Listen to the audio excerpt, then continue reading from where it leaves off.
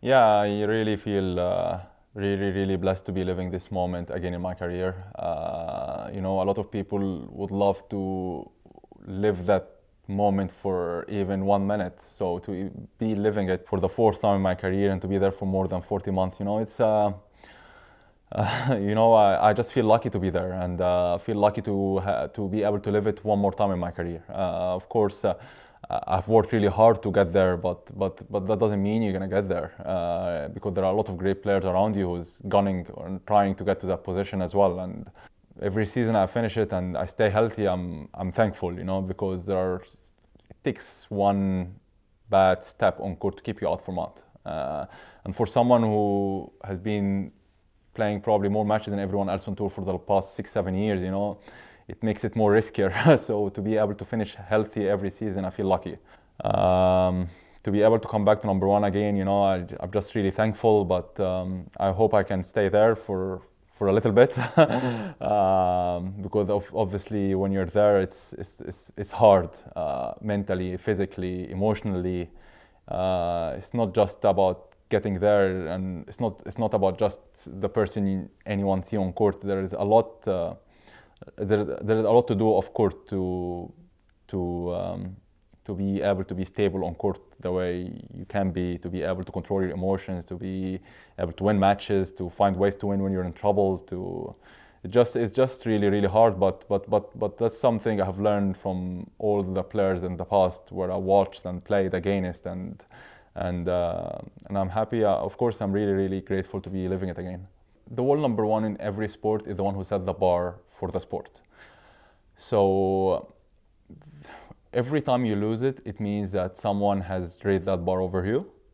And the hardest thing to do if you want to go back there is to actually accept that if you want to go back there at number one again, that the level you played at when you used to be number one is not acceptable anymore. Top athletes are very stubborn, and this is very hard to accept. But I'm always willing to do whatever it takes in terms of training, hard work to improve myself and get there. I had no problems at all with someone raising the bar over me because I always looked at it as this is the way I'm going to improve myself. When I got to number one in 2014 at 22 years old, there is no way if I played if I played that way right now, I wouldn't even be in the top four. It's nowhere even near. Because the game is completely different. The generations I'm playing against is completely different. I had to beat players like Greg. In 2014 to go to number one, I had to beat Shaban in the final, who was 12 years older than me. I had to beat Greg in that semis, who is 11 years older than me.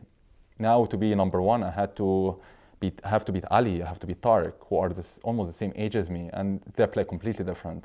And at 22, the way I played, I used to hit the ball hard, play at a very fast pace, and get everything back, and I can't do that now. If I try to do that even now, I will probably get tired during the first game itself. I wouldn't be able to even complete the match.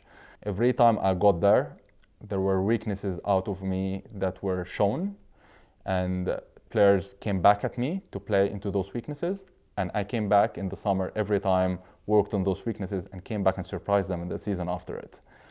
And I honestly cannot wait to see what are the weaknesses my opponents will get out of me this time. And I promise I will go back when they get them. I will go back and work on myself and even try and be an even better player after that. Because for me, one of the most things that excites me is actually my opponents finding weaknesses in my game. Because I try so hard to turn those weaknesses into my strengths, to make them actually find other weaknesses. And that's how I think I've always improved over the years. And I felt what made me a bit different than the other players as well over the years, because I've always looked to improve. Because as I said before, if I stayed the same, it means going backwards for me. Games keep changing, Right now, you see Asal go to the quarters at the TUC. He's playing at a completely different game to everyone else. And if I want to keep up, I will have to remember, for example, the rivalry I had with Nick. Nick is 11 years older than me. If I want to keep up with Asal, I'm 11 years older than him. He's going to be someone who will push me to play maybe longer in my career and want to keep me motivated to even stay at the top of the game longer.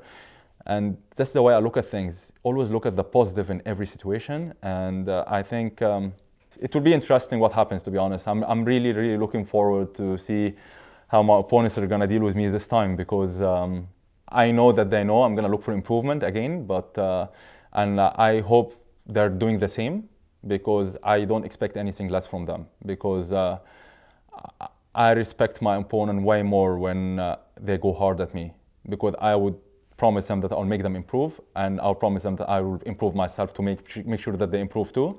And that's how we all the top guys take the sport to another level every year. So yeah, I don't know. I mean, it's my way of looking at it. It worked always for me, and I don't see why I should change it.